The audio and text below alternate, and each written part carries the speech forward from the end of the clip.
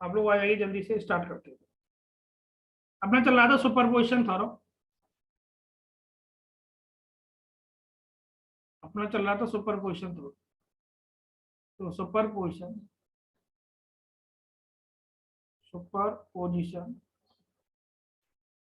Theorem अपना जो चल रहा था वो सुपरपोजिशन थ्योरम चल रहा था।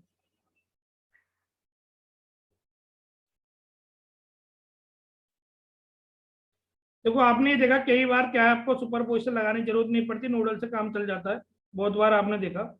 पर एक सेकंड टाइप ऑफ प्रॉब्लम है, सेकंड टाइप ऑफ जो प्रॉब्लम की बात कर रहे हैं अपन। जब मैं चलो एक क्वेश्चन और लेता हूँ, जैसे आपसे पूछो फाइंड आई वाई, क्वेश्चन एक लेता हूँ और लेता हूँ find I Y with the help of superposition theorem.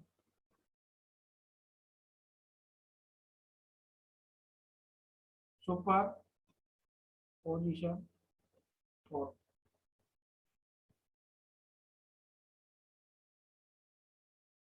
तो ये हो गया 1 ओम, हो गया 2 एम्पियर,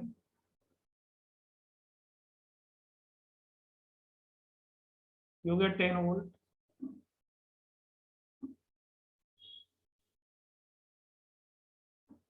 ये हो गया 10 आई वाई, 10 आई वाई, ये हो गया 2 ओम,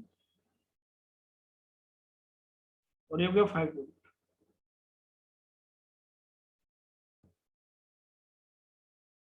और ये हो गया आई वाई। ये और जैसे आप यहाँ देखो, एक इंडिपेंडेंट सोर्स ही है और दूसरा इंडिपेंडेंट सोर्स ही है। जो हमेशा रेस्पॉन्स होता है वो इंडिपेंडेंट सोर्स से होता है, हमेशा जो रेस्पॉन्स होता है इंडिपेंडेंट सोर्स से होता है। एक तो एक इंडिपेंडेंट सोर्स है,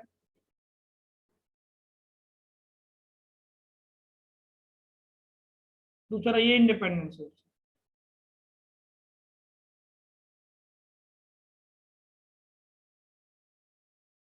तो ये दो रेस्पॉन्स लेने पड़ेंगे आपको जब आप यूज करोगे सुपरपोजिशन। क्या यूज करोगे? सुपरपोजिशन। तो दो लेने पड़ेंगे जब आप यूज करोगे सुपरपोजिशन। क्या यूज करोगे? सुपरपोजिशन। जबकि आप एक मेथड और यूज कर सकते हो सुपरपोजिशन से, बहुत बढ़िया मेथड। क्या यूज कर सकते हो सुपरपोजिशन से? बहुत बढ़िया मेथड। इधर से तो देखोगे आई वाई आ रहा है, इधर से देखोगे 2 आ रहा है, तो इससे कितना आएगा?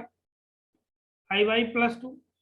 सुपरपोजिशन से बढ़िया मेथड है, आई वाई+2। और ये क्या होगा? आई वाई+2, और आई वाई+2 में से 2 इसने ले लिया तो आई वाई। और एक काम करो, अब बड़े वाले लूप में केवीएल लगा लो। जैसे ही बड़े वाले लूप में केवीएल लगाओगे तो आई वाई पता चल जाएगा। तो मेथड बात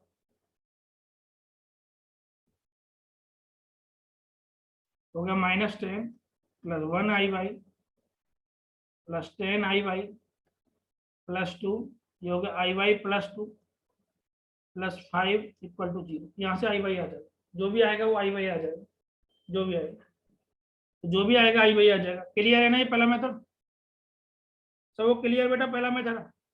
अब जो कहा आप दो दो सुपरपोजिशन लेने पड़ते, दो दो सोर्स को अलग अलग कंसीडर करना पड़ता, 4 5 10 लाइन के बाद आंसर आता और इसमें डायरेक्ट आई वाई आ गया। सब क्लियर है ना? Yes sir. दूसरा मेथड जो आप यूज कर सकते हो, ये तो वेराइटी है बेटा। ये जैसे नेटवर्क आगे बढ़ते जाएंगे आपको ये चीजें समझती हो और आती जाएंगी।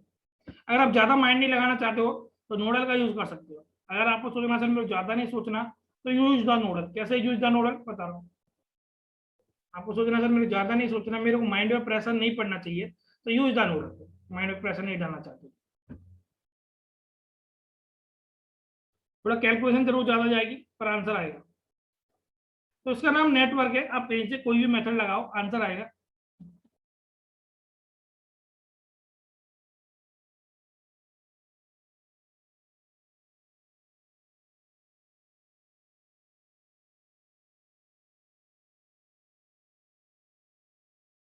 टेन आई हुई और ये आई हुई, ये आपका 2 और ये हो गया आपका 5।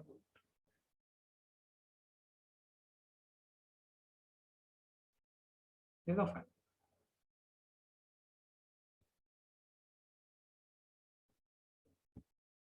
ये ग्राउंड हो गया। अलग अलग ऊपर वाले में वी नॉट हो गया, ऊपर वाले पे। Apply nodal at V naught. तो ये करंट क्या होगा, ये करंट क्या होगा आई बी, और ये करंट क्या होगा आई सी। तो होगा I A plus I B plus I C equal to 0। I A क्या होगा V not -10 divide by 1, I B कितना होगा -2, और आई सी कितना होगा V not plus 10 I by -5, ये भी माइनस होगा, और डिवाइड बाई 2 इक्वल टू 0। तो यहाँ से आपको वी नॉट गायब करना पड़ेगा, ये प्लस है ये माइनस है, तो वी नॉट तो नहीं चाहिए मेरे को, आई बाई चाहिए। अब क्या करो आप ऐसे केवीएल लगा लो, और जैसे ऐसे केवीएल लगाओगे इस वाले लूप में, अप्लाई केवीएल वी नॉट गायब करने के लिए, अप्लाई केवीएल इन लूप 1, और लूप 1 में केवीएल लगाओगे तो होगा -10 1 इंटू आई वाई हो गया, और plus V naught equal to 0। तो यहाँ से वी नॉट आ गया आपका 10 minus I Y. V naught की वैल्यू यहाँ पुट कर दो, यहाँ भी यहाँ भी, तो आ जाएगा ये। क्लियर है ना सबको, क्लियर है ना बेटा सबको, देखो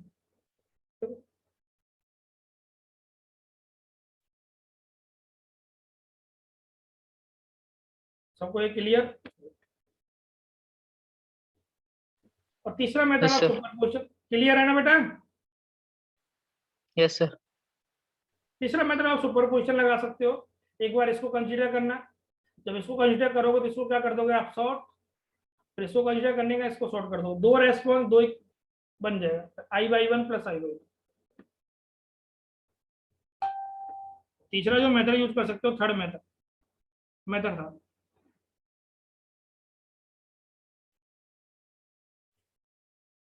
आई बाई को आप लिख सकते हो आई बाई 1 प्लस आई बाई 2। तो एक टाइम पर एक कोई कंसीडर करना बस। अब जैसे 10 को कंसीडर करोगे, दूसरों को सॉर्ट करोगे, उसको कंसीडर करोगे तो पहले को सॉर्ट करोगे। डिपेंडेंट सोर्स जैसा है वैसा रहेगा सर्किट में, जो होते हैं रिमूव जो होते हैं वो इंडिपेंडेंट सोर्स होते हैं। क्या होते हैं इंडिपेंडेंट सोर्स।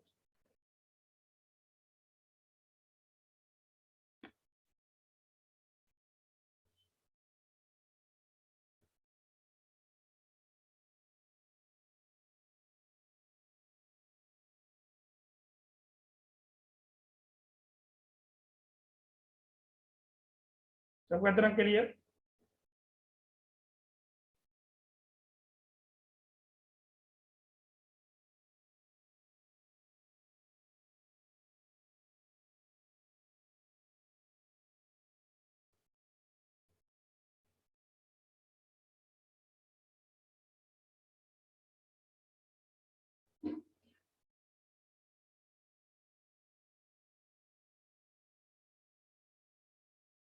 चलो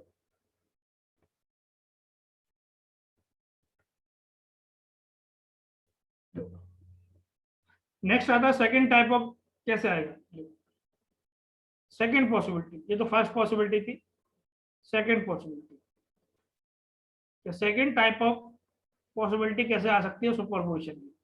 कोई बताता नहीं है सेकंड पॉसिबिलिटी को, सब लोग फर्स्ट पॉसिबिलिटी को बताते हैं, सेकंड को नहीं बताते। तो क्वेश्चन लिख रहा हूँ, फिर थ्योरेटिकल की बात करूंगा, तो क्वेश्चन लिख रहा हूँ फिर पूरा उसका डेरिवेशन कराऊंगा, फिर उसका यूज करूंगा। मतलब क्वेश्चन लिख रहा हूँ फिर डेरिवेशन कराऊंगा। Power dissipation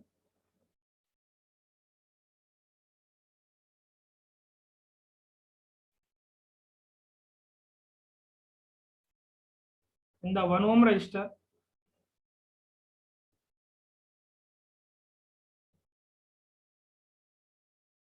is 576 volt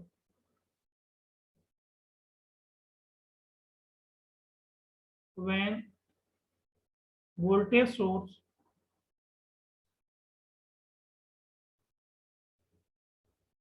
is acting alone। जब अकेला वोल्टेज सोर्स काम कर रहा है तो वहां 576 वोल्ट, जब अकेला वोल्टेज सोर्स काम कर रहा है तो वहां 576 वोल्ट अकेला वोल्टेज सोर्स। तो ये डेफिनेशन सुपरपोजिशन की होती है, एक टाइम पर एक को कंसीडर करना। एंड 1 वोल्ट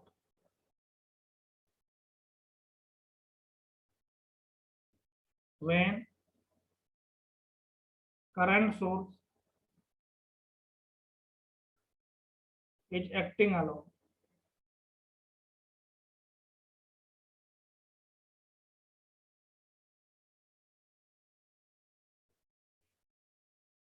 जब करंट सोर्स काम करता है तो 1 वॉट होती है. Find the total power dissipation when both the source acting together. तो ये कह रहा है एक टाइम पर एक को कंसीडर करना, दूसरे टाइम पर दूसरे को कंसीडर करना, फिर दोनों एक साथ कंडीशन करना. तो इसका मतलब ये स्टेटमेंट सुपरपोजिशन का है. ये स्टेटमेंट तो कहता है सुपरपोजिशन का. एक टाइम पर एक को कंसीडर करना, दूसरे टाइम पर दूसरे को कंसीडर करना, फिर दोनों को एक साथ कंसीडर करना. ये तो सुपरपोजिशन का सर्किट दे रखा है. ये आपको 1, ये आपका I1 और ये आपका I2.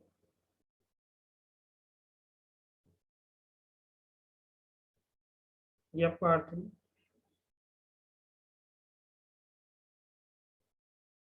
ये आपका 5, ये आपका R1 और ये आपका R2.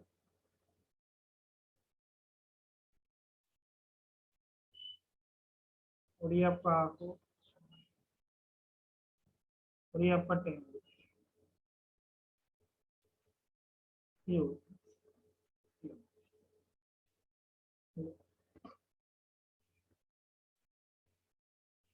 मैंने पहले भी बताया था बेटा, ड्यू टू सुपरपोजिशन आप क्या ले सकते हो. मैंने पहले ही बताया था बेटा, ड्यू टू सुपरपोजिशन क्या ले सकते हो आप. ड्यू टू सुपरपोजिशन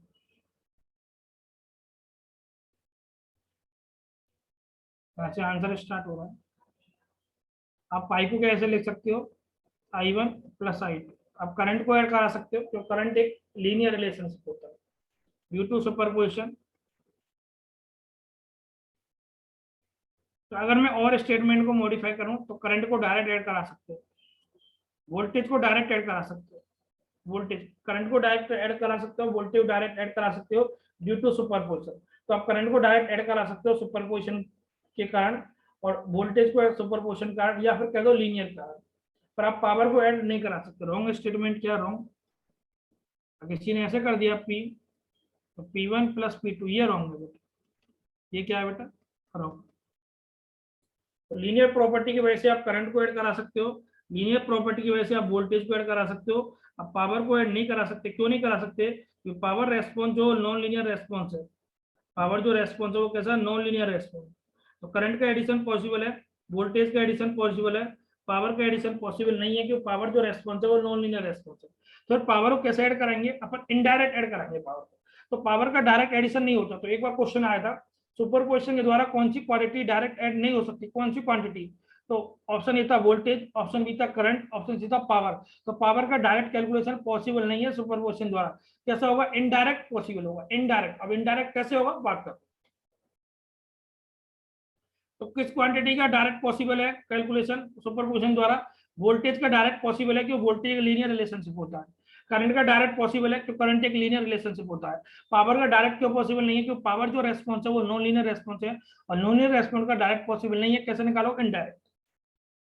तो पावर को डायरेक्ट ऐड करा ही नहीं सकते आप. पहली बात, इतना क्लियर, यहाँ तक क्लियर है बेटा, सबको इतना क्लियर. Yes, sir. इनडायरेक्ट कैसे होगा पावर का एडिशन, वो देखते हैं. इनडायरेक्ट कैसे होगा, इनडायरेक्ट, इनडायरेक्ट बात करते हैं. Indirect calculation of power, direct तो पॉसिबल नहीं है. Indirect calculation of power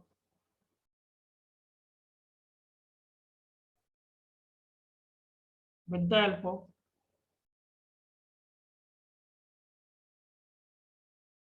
superposition,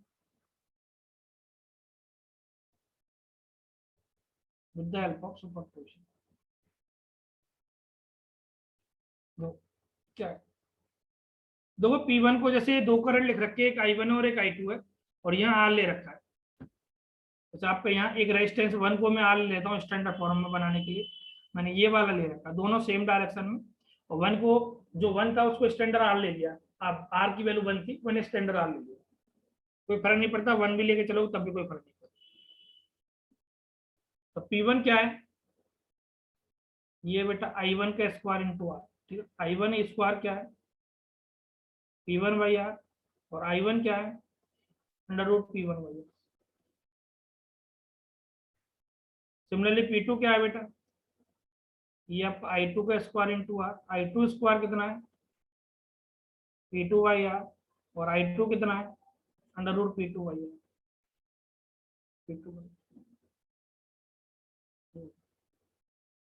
अब पावर को तो ऐड नहीं करा सकते, पर करंट को ऐड करा सकते हो, तो आप आरओ क्या ले सकते हो, पावर को क्या ले सकते हो, आप करंट को ऐड करा सकते हो, I1 प्लस I2 लिख सकते हो। P1 प्लस P2 नहीं लिख सकते, पर I1 प्लस I2 लिख सकते हैं। ये क्या होगा, आई स्क्वायर इंटू आपका I1 की वैल्यू पुट करो P, तो होगा under root P1 by R plus under root P2 by R का होल स्क्वायर इंटू क्या हो गया बेटा, तो होगा under root P1 plus under root P2 का होल स्क्वायर। तो यहाँ जो आर के थ्रू था वो डायरेक्शन सेम थी, तो आर के जो थ्रू था, आप देखोगे अभी आर था ऐसा, और जाना दोनों सेम डायरेक्शन थे I1, और दोनों सेम डायरेक्शन थे I2, तो उसका क्या था P, तो मैक्सिमम बोल सकता हूँ, दोनों सेम डायरेक्शन में होते तो मैक्सिमम होते, तो मैक्सिमम में क्या होता, under root P1 plus under root P2 का स्क्वायर। पर अगर एक ही डायरेक्शन अपोजिट होती तो, यहाँ सेम डायरेक्शन में थी, I1 and I2 are, I1 and I2 direction are same, I1 and I2 direction are same.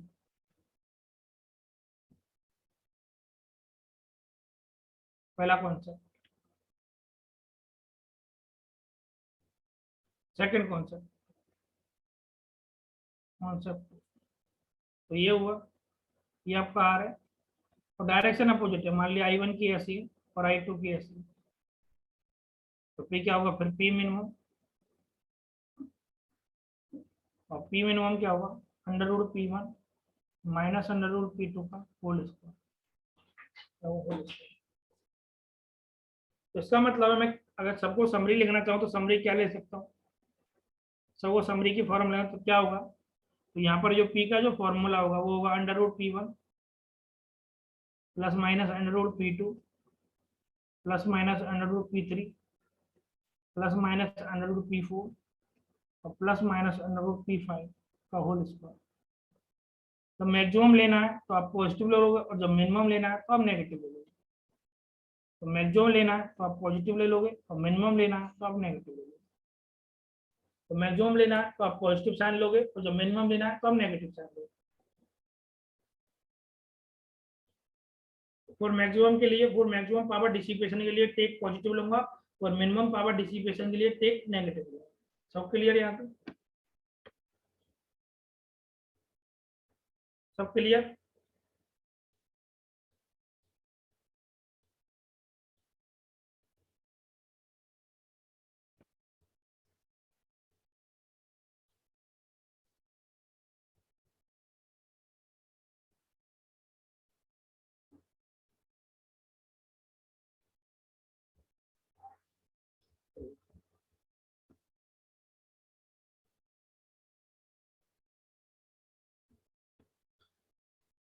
अब यहाँ पे दो थे, हियर क्या था, here, here in the given question,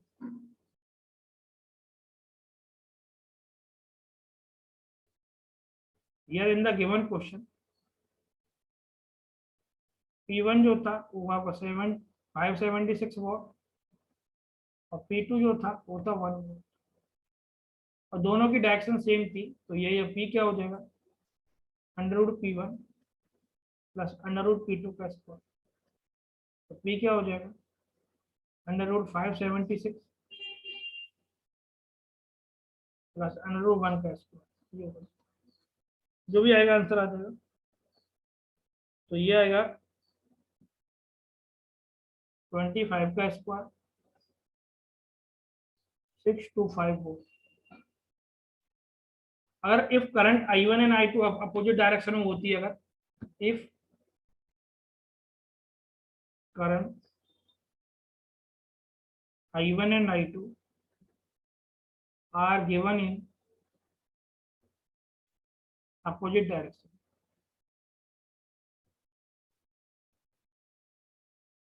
अगर गिवन होता देन P क्या होता,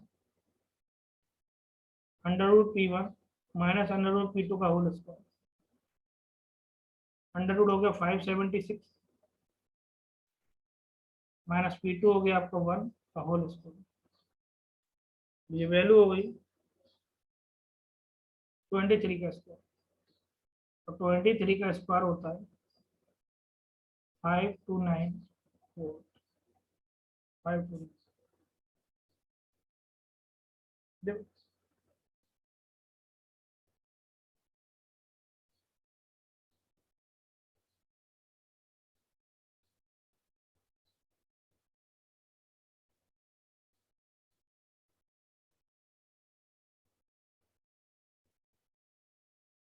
तो पर ध्यान देना, सबसे वैल्यू जो होगी वो सबसे बड़ी वैल्यू P1 होगी, उससे छोटी वैल्यू P2 होगी, और सबसे छोटी वैल्यू P3 होगी। तो P1 जो होगा सबसे बड़ी वैल्यू सेलेक्ट करेंगे, P2 जो होगा उससे छोटी वैल्यू सेलेक्ट करेंगे, और P3 होगा उससे छोटी वैल्यू सेलेक्ट करेंगे। सबसे बड़ी वैल्यू होती है P1।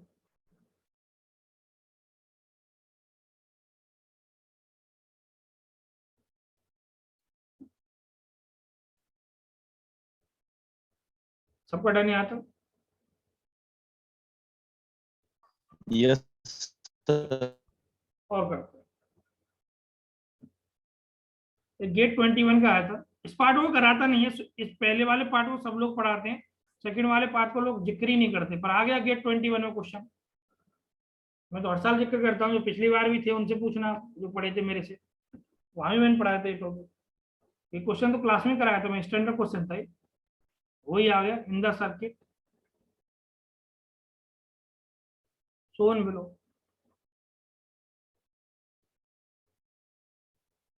the power dissipation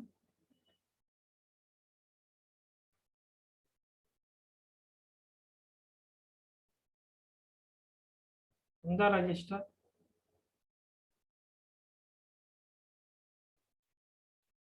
R is measured when one source is acting at a time.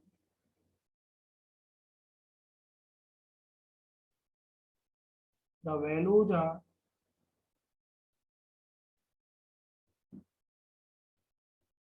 ये 98 वोल्ट, ये 50 volt and 18 volt. When all the source are acting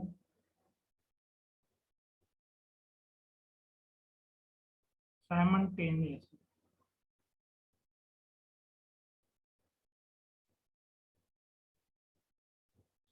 the possible maximum and minimum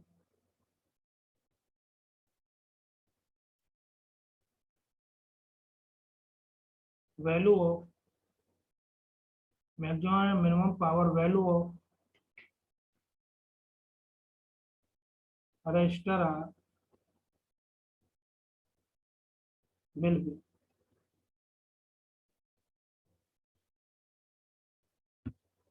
और ये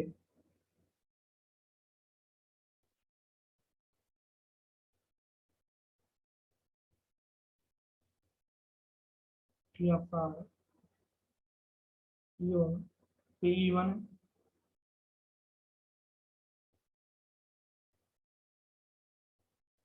PE2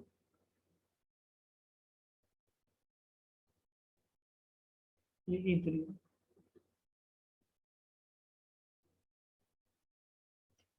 restive network.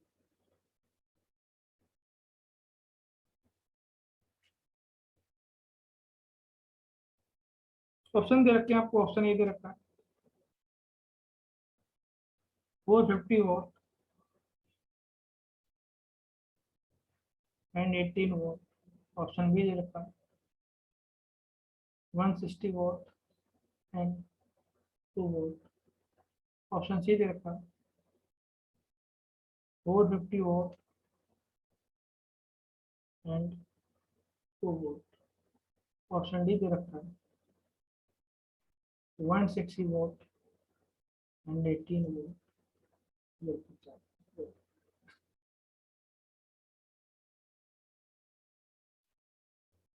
Question done हो जाए तो question done लिखना है, फिर बात करते हैं। क्वेश्चन डन हो जाए तो क्वेश्चन डन लिखना सभी को।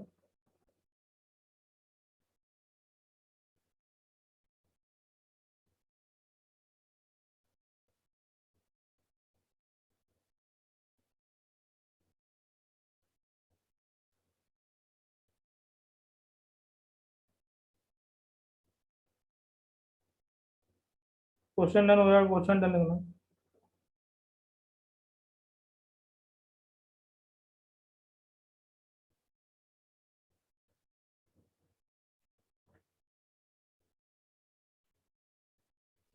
Done sir. चलो, अपने पास एक ही वही फॉर्मूला है, P equal to √P1 plus minus √P2। Maximum minimum दोनों पूछा है तो तीनों लेना पड़ेगा, और आगे फॉर्मूला होता तो मैं ऐसे बढ़ता जाता, आगे होता तो मैं ऐसे बढ़ता, मतलब 3 से ही काम चल जाता। और मैक्सिमम पावर डिसिपेशन,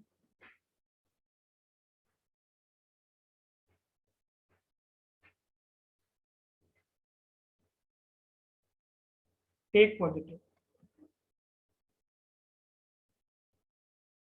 तो पी मैक्स क्या होगा √P1 plus √P2 plus √P3 का होल स्क्वायर। और minimum power dissipation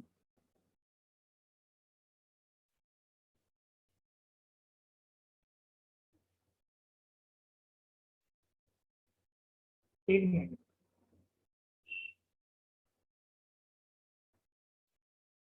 P minimum कितना होगा √P1 minus √P2 minus √P3 whole square. कर देना, वैल्यू पुट कर देना, बस आ जाएगा।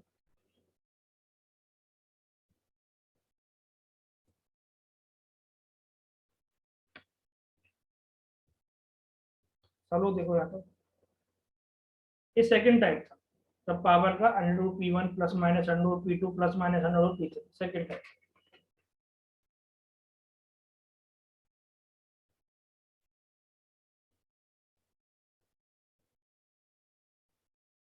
सबका डन हुआ है। तीसरा टाइप हो रहा है, सेकंड और थोड़ा कोई नहीं पढ़ाते ये टाइप को, पर क्वेश्चन आ गया पिछले साल तो देखो।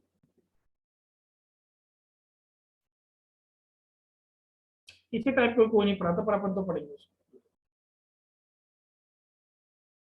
सब लोग पहले टाइप पढ़ा के छोड़ देते हैं, जो गलत बात है। लोग सोचते हैं वो तो सर्किट का था पहले से, आपका सर्किट से देख लिया, ये भी इम्पोर्टेंट।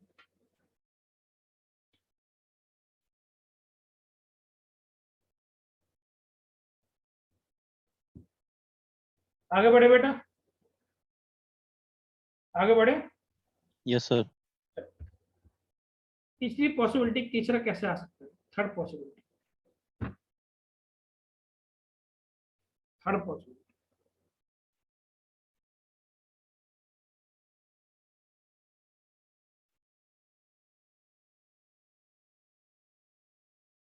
देखो बहुत बड़ा सा टेबल सा बना के देता है मैंने, अगर क्वेश्चन की बात करो तो कम से कम एक पेज में एक क्वेश्चन आता है इसमें, पूरा पूरा क्वेश्चन नहीं लिखा रहा आपको, पूरा लिखाऊंगा तो आप एक पेज में एक क्वेश्चन आता है इसका। क्वेश्चन से ही भर जाता है, बच्चा ये समझता है अरे यार क्वेश्चन इतना बड़ा होगा तो सॉल्यूशन कितना बड़ा होगा। देखो सॉल्यूशन बच्चा, क्योंकि सॉल्यूशन बच्चा है।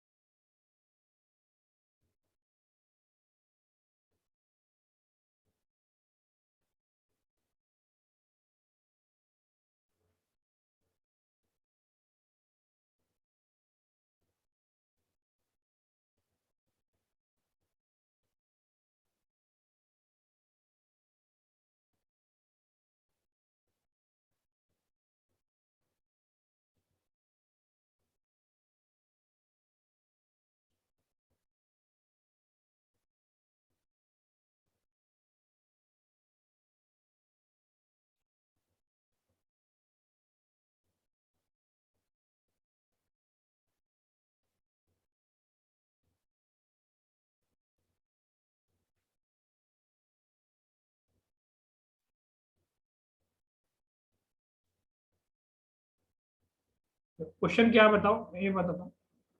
पूरा नहीं लिखा, पूरा लगता तो पूरा एक पेज बढ़ जाता। देखो V1 की वैल्यू 5 वोल्ट है, I1 की वैल्यू 0, तो V0 रिसीव हुआ 3 वोल्ट। तो V1 की वैल्यू 5 वोल्ट है, I1 की वैल्यू 0, तो V1 नॉट रिसीव हुआ 3 वोल्ट। तो V1 की वैल्यू 0 वोल्ट है और I1 की वैल्यू 2 एम्पियर है, तो V0 रिसीव हुआ 6 वोल्ट। तो बताओ V1 जब ये और I1 ये, तो V0 कितना होगा, ये question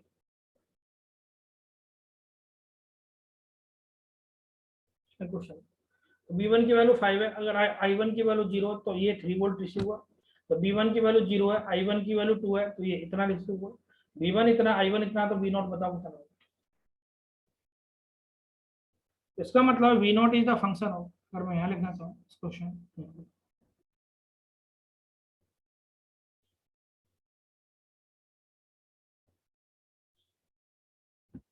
V0 is the function of, V0 is the function of V1 and I1। ठीक है। अब हमें क्या पता कि I1 का कितना पार्ट V0 में जा रहा है और I1 का कितना पार्ट V0 में जा रहा है, हमें क्या पता, वही पता करना कितना पार्ट है। पहले केस फर्स्ट, पहले वो बता रहा हूँ जो बिल्कुल बेसिक मेथड है, बाद में इंपॉर्टेंट मेथड बताऊंगा। V0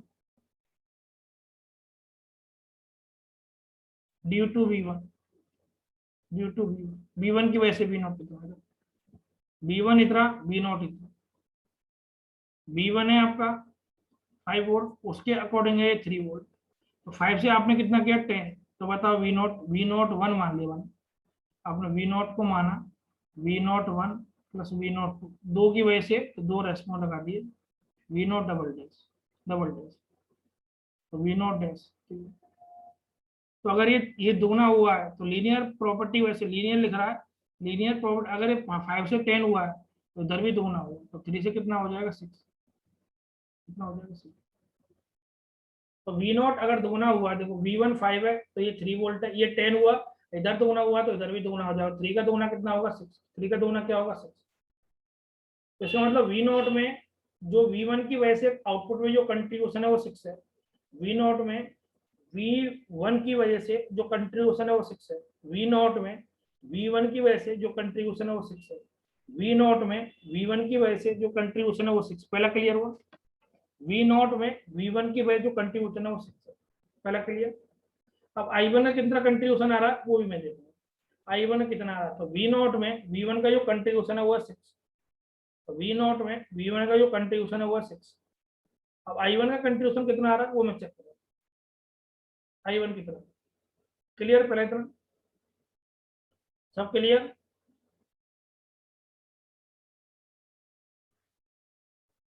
अरे क्लियर है ना बेटा पहले वाला। Yes sir. Yes sir. अब I1 का कितना कंट्रीब्यूशन हो रहा है ये तो मैंने देख लिया, अब I1 का भी case V0 due to I1, I1 की वजह से कितना कंट्रीब्यूशन हो रहा है, तो इधर I1 है, इधर है V0। तो ये आपका था 2 एम्पियर, 2 एम्पियर के हिसाब से तो V0 डबल डैश मान लिया, ये था 6 वोल्ट, डबल डैश मान लिया मैंने बस समझाने के लिए। ये हुआ 8 एम्पियर, तो इधर 4 गुना हुआ, 2 से हुआ 4 गुना, तो इधर भी कितना होगा 4 गुना, तो 6 का 4 गुना जो होता है वो होता है 24। तो टोटल कितना हो गया V0, तो V0 हो गया V0 1 plus V0 double dash, तो V0 कितना होगा, ये होगा 6 प्लस 24, ये होगा 30, 6 प्लस 24 ये होगा 30। तो मैं नहीं कहता आप ये मेथड यूज करो, ये आसान जरूर पड़ता है, पर मैं एक बढ़िया मेथड बताऊंगा इससे, वो मेथड इधर कराऊंगा, इधर से इससे बढ़िया मेथड आएगा।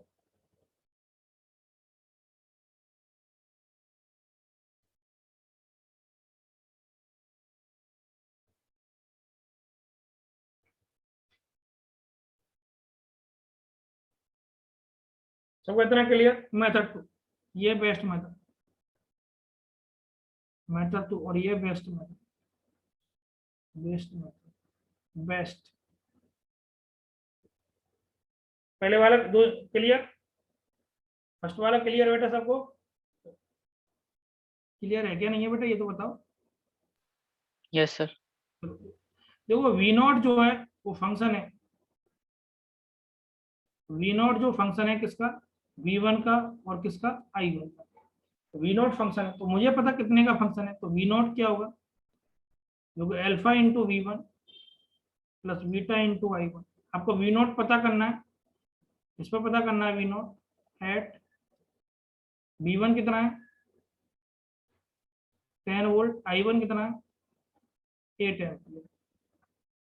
तो ये कितना हो गया बेटा 10 अल्फा प्लस 8 बीटा, ये क्वेश्चन नंबर फर्स्ट। अब मेरे को देखना पड़ेगा अल्फा और बीटा, दो अननोन निकालने पड़ेंगे, अल्फा बीटा के लिए दो इक्वेशन डालना पड़ेगा।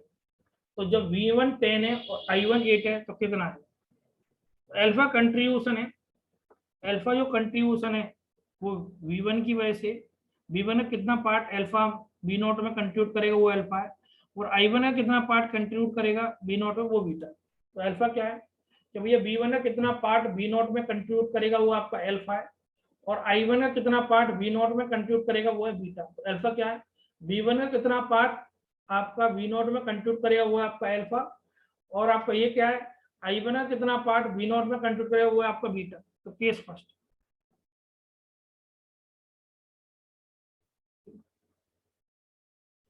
गिवन है, इसको इक्वेशन नंबर फर्स्ट नाम दे दो, इसको दो नाम दे दो। तो ये आपका v1 कितना हो गया 5 वोल्ट, तो v i1 कितना हो गया 0, तो v नॉट कितना आ गया 3।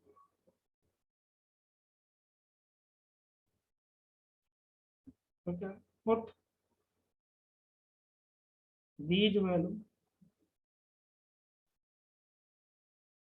इन इक्वेशन फर्स्ट।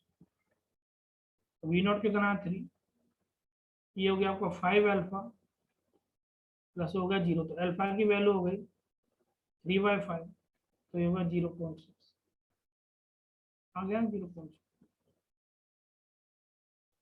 ऐसे बीटा आएगा, ऐसे ही बीटा आएगा केस 2, इसके बाद केस 2 आएगा, केस 2 v1 देखो एक बार, v1 कितना है 0 वोल्ट, i1 देखो i1 कितना 2, और v नॉट कितना 6 वोल्ट। तो ये क्या होगा, put the put value in equation, put value in equation first. तो v नॉट कितना हो गया 6 इक्वल टू कितना हो गया 0 अल्फा प्लस 2 i1, i1 का हो गया 3, बीटा है, बीटा की वैल्यू होगी 3, और अल्फा और बीटा इक्वेशन फर्स्ट में पुट कर दो, वही आ जाएगा 30। Put alpha and beta value in equation first, put alpha and beta in equation first. तो वी नॉट क्या हो जाएगा, तो जगह 10 इंटू 6 प्लस 8 इंटू 3, 0.6 है 0.6, साफ लिख देता हूँ।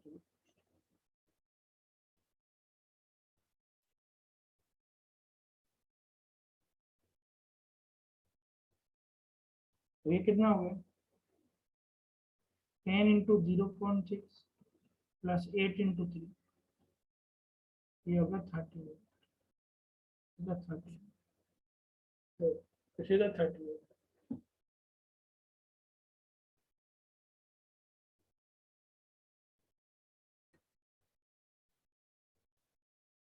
सब लोग यहाँ से डन देखो एक बार, एक क्वेश्चन आपसे करवाऊंगा। Done sir. चलो सेम क्वेश्चन है, बस डेटा चेंज कर रहा हूँ, सेम क्वेश्चन, सेम क्वेश्चन, बिल्कुल वही लीनियर बाइलेटरल वही डायग्राम, बिल्कुल बिल्कुल पहले जैसा डायग्राम है।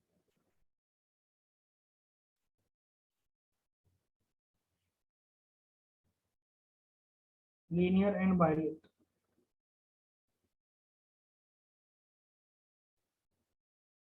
ये हो गया v1 और ये होगा i1, और ये होगा v2।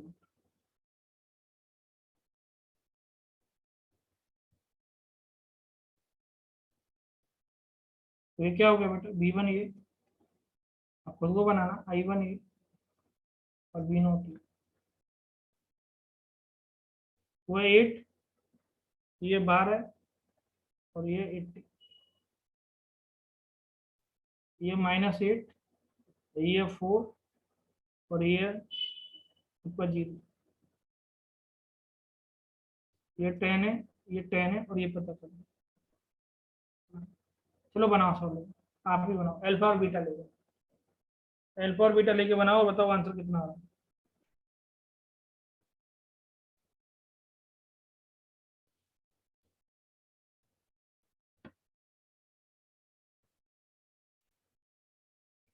तो काफी आसान है, चलो मैं बनाता हूँ।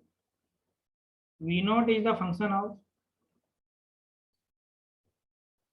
V1 एंड I1, तो V0 क्या होगी, alpha into V1 plus beta into I1, तो V0 क्या होगा, एट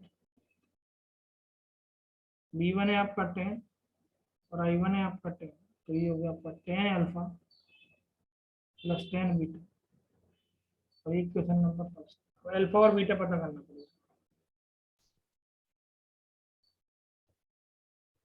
केस फर्स्ट।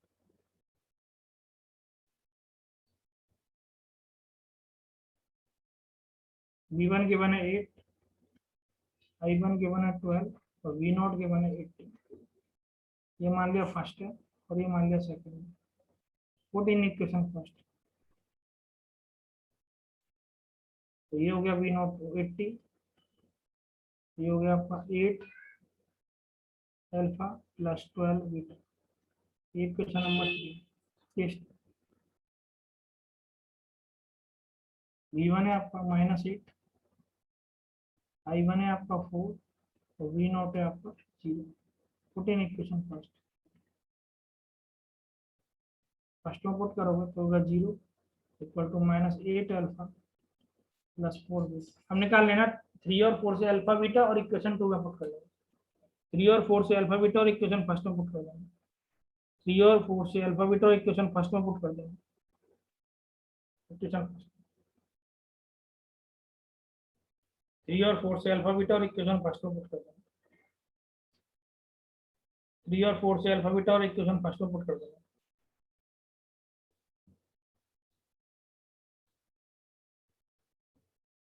थ्री और 4 से अल्फा बीटा इक्वेशन फर्स्ट में पुट कर देना, बन जाएगा ना सबसे। तो 3 पॉसिबिलिटी है सुपरपोजिशन के लिए।